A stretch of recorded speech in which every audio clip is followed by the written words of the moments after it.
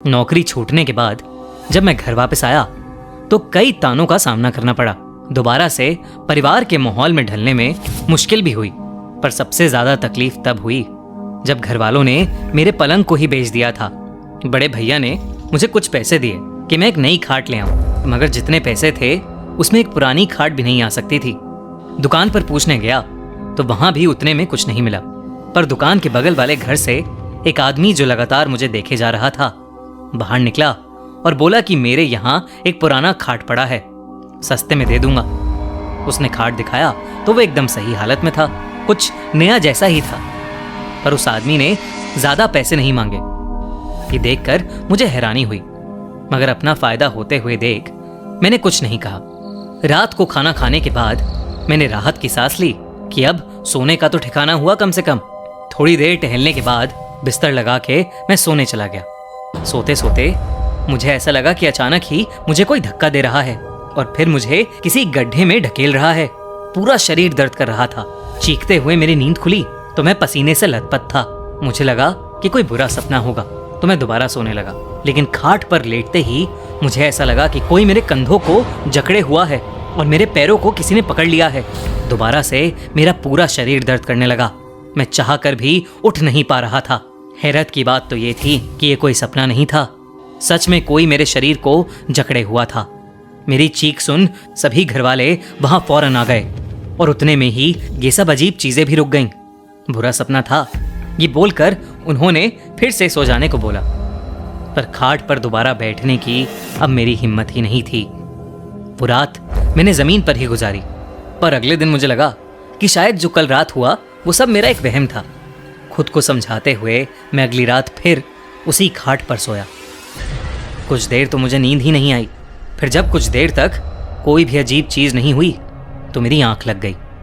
पर आधी रात में एक बार फिर मुझे लगा कि कोई मेरे शरीर को पीछे की ओर खींच रहा है। मैं आगे बढ़ ही नहीं पा रहा था क्योंकि मेरे पैरों को जैसे किसी ने जंजीरों से बांध रखा था। फिर मुझे वैसा ही शरीर को झकझोर देने वाला दर्द हुआ। मैं चीखता इससे पहले ही मुझे एक आवाज सुनाई दी, एक बूढ़ी औरत की आवाज गुस्से से भरी हुई। मेरी जगह पर आखिर क्यों आए तुम? ये मेरा बिस्तर है, निकल जाओ यहाँ से, जाओ यहाँ से। बहुत देर तक ये आवाज मेरे आसपास भटकती ही रही, फिर इतना पास आ गई कि लगा मेरे दिमाग से ही निकल रही हो, ना कि बाहर से। शरीर के साथ साथ अब मेरा सर भी फटा जा रहा था। तब अचानक मुझे लगा कि मेरी माँ मुझे बुला रही हैं। उनकी आवाज से मेरी नींद ही टूट गई। मैं जब उठा तो पसीनों से लथपथ था। मेरी माँ मेरे पास खड़ी थी और वो बुरी तरह से घबरा रही थी। जब मैंने अपने पैरों को देखा तो मेरे पैरों पर रस्सी और खरोचों के निशान दिखे तो मैं भी चौंक उठा।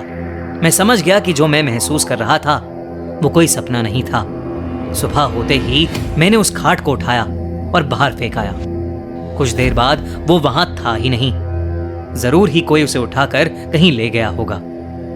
अगली रात भी मैंने जमीन पर गुजारी, लेकिन उस खाट का ख्याल मुझे सोने ही नहीं दे रहा था। थोड़ी बहुत नींद लेकर सुबह उठा। दोस्तों, 2015 में इंडिया में एक ऐसा केस बाहर आया जिसमें स्टार प्लस के हेड पीटर और उनकी वाइफ इंद्राणी को कर लिया गया अरेस्ट। पुलिस के अकॉर्डिंग इंद्राणी और पीटर ने मिलकर इंद्राणी की बहन शीना बोरा का मर्डर किया था। लेकिन जैसे जैसे ये केस आगे बढ़ा, एक के बाद एक ऐसे राज खुले जिन्होंने पूरे इंडिया को चौंका कर रख दिया। कौन थी शीना बोरा और क्या हुआ उसके साथ, जानने के लिए देखिए शीना बोरा मर्डर केस स्टोरी, सिर्फ हमारे crime channel the crime show पर। लिंक डिस्क्रिप्शन और पिन कमेंट में। तो उस खाट के साथ एक आदमी भी घर के बाहर मिला जो कि गुस्से में भरा पड़ा था कि आखिर क्यों मैंने इतना खतरनाक खाट यूं ही खुले में बाहर छोड़ दिया था। झटके, दर्द और बुरे सपने, क्या कुछ नहीं देता था ये खाट? ये सब बोलकर वो खाट वहीं छोड़ गया। मुझे इतना तो समझ आ गया था कि मैं पागल नहीं हूं और इस खाट में वाकई कुछ दिक्कत है। मैं उस खाट को अंदर ले गया और दोबारा उस रात उस पर सोने का सोचा ताकि पता कर सकूं कि आखिर वो आवाज किस बुजुर्ग औरत की थी। लेकिन ये मेरी जिंदगी की सबसे बड़ी गलती थी। इस बार न शरीर में दर्द हुआ और ना ही झटके लगे और जल्द ही नींद भी आ गई। पर थोड़ी ही देर में उस औरत की आवाज़ फिर आई। चिल्लाते हुए उसने बोला, फिर आ गए। आखिर क्यों मुझे चैन से सोने नहीं देते? ये मेरे सोने की जगह है, जाओ यहाँ से। ये कहते ही फिर मेरे शरीर में बेहद खतरनाक दर्द उठने लगा। ऐसा लगने लगा कि मैं कहीं ऊपर से बहुत जोर से गिर रहा हूं। थोड़ी देर बाद ये सब रुक गया, पर ऐसा लगने लगा जैसे खाट हवा में झूल रहा हो, अपने कंधों पर कोई उसे उठाए कहीं ले जा रहा हो। मेरा मन सहमा जा रहा था। डर ने जैसे चारों ओर से मुझे घेर लिया था। मैं नींद में था, फिर भी सब महसूस कर पा रहा था। अचानक मेरी सांसें घुटने लगीं। मैंने सर दोबारा नीचे करके देखा तो खाट के चारों ओर आग लगी थी। मैंने चिल्लाने की कोशिश की, मगर गले से आवाज ही नहीं निकल रही थी। लेकिन उसके कुछ ही पल बाद मेरे हाथ और पैर अचानक आजाद हो गए। मैं तुरंत उठकर बैठा, लेकिन मैंने जो देखा उससे मेरे रोंगटे खड़े हो गए। एक डरावनी सी बूढ़ी औरत मेरे ठीक सामने बैठी थी। उसे देखते ही मैं चिल्ला उठा और मेरी नींद टूट गई। हाफते हुए मैं चारों ओर देखने लगा, पर सब कुछ एकदम नॉर्मल था। बस मेरे पूरे शरीर पर घाव थे।